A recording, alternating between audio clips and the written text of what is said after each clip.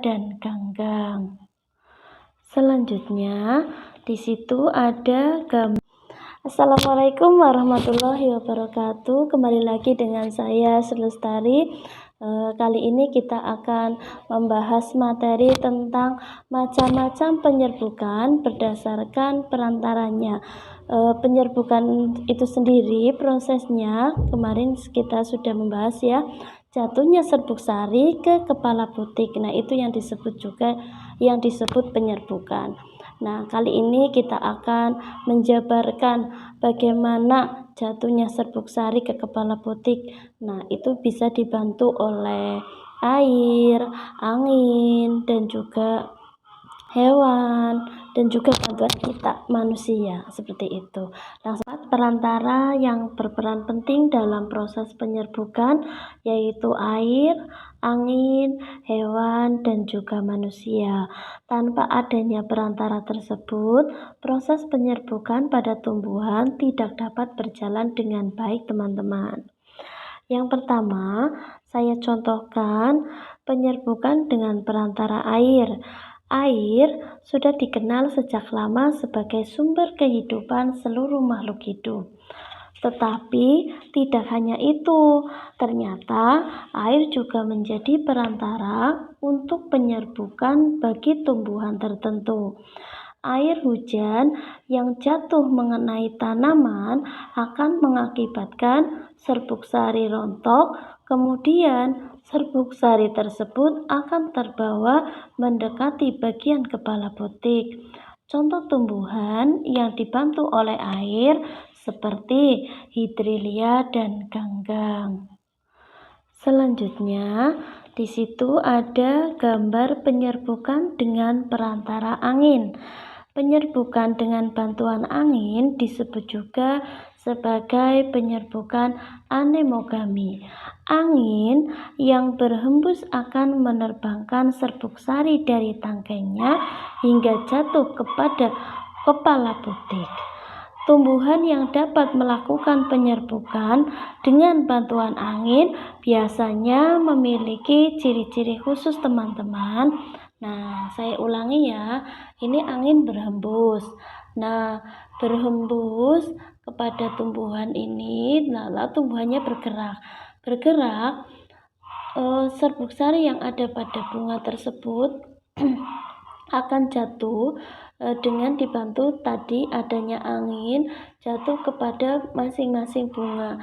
Bisa ini jatuh ke sini, yang ini jatuh ke sini, seperti itu ya. Campur jadinya dibantu oleh angin. Nah, ciri-cirinya biasanya ciri khusus ukuran mahkota bunganya kecil, mempunyai warna yang tidak mencolok ya pada bagian bunga. Tangkaian sari biasanya panjang, memiliki tangkai sari yang panjang sehingga kalau terkena angin itu mudah kabur ya, mudah kabur dan terkena kepala butik bunga lain. Selanjutnya, tidak mempunyai nektar atau kelenjar madu, memiliki banyak serbuk sari yang ringan dan berbulu. Ukuran kepala butik besar dan terkadang juga berbulu. Contoh tumbuhan yang memiliki ciri-ciri tersebut itu contohnya pada tumbuhan kelapa sawit, terus padi, jagung, dan masih banyak lagi, teman-teman. Kita juga bisa menemukan tumbuhan semacam itu di sekitar lingkungan kita, mudah sekali didapat. Selanjutnya, yang ketiga, penyerbukan menggunakan perantara hewan atau yang membantu penyerbukan itu hewan. Ya, selain dapat merugikan, hewan juga mempunyai sisi menguntungkan bagi tumbuhan.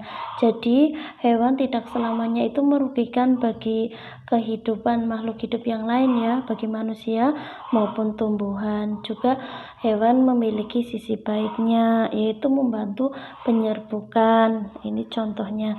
Nah, dalam proses penyerbukan itu sendiri, beberapa tanaman memanfaatkan hewan sebagai perantara. Tumbuhan yang melalui perantara hewan seperti bunga sepatu ya, terus bunga melati, mawar, dan juga masih banyak lagi.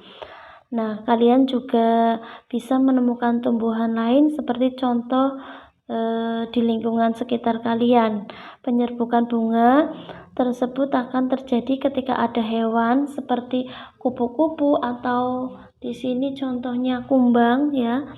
Kumbang atau lebah menghinggapi bunga, kemudian serbuk sari akan menempel. Nah, ini ya hinggap ke bunga.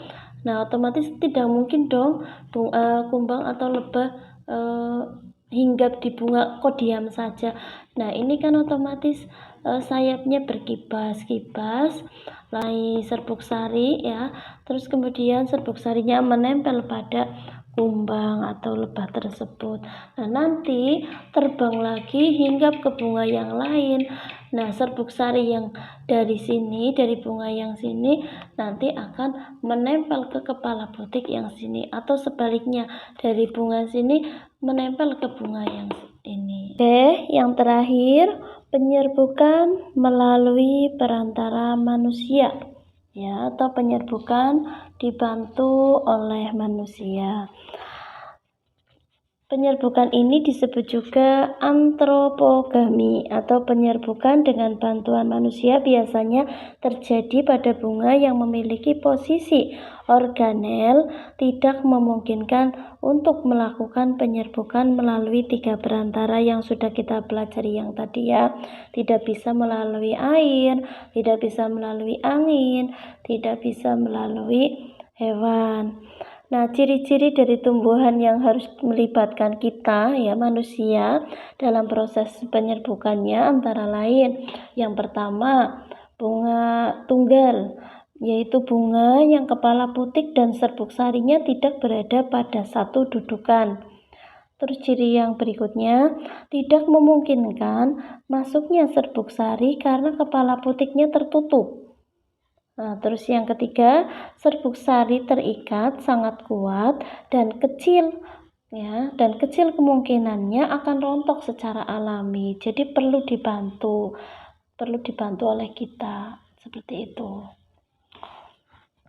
Contoh dari tumbuhan yang memiliki ciri seperti tadi itu contohnya pada bunga semangka, salak, vanili, dan buah naga. Penyerbukan akan optimal bila dibantu oleh manusia, sehingga buahnya yang nanti akan dihasilkan itu akan maksimal juga teman-teman. Itu tadi semua pemaparan tentang macam-macam penyerbukan berdasarkan perantaranya. Semoga bisa mendatangkan manfaat. Dari saya banyak sekali kekurangan. Billahi taufiq wal hidayah. Wassalamualaikum warahmatullahi wabarakatuh.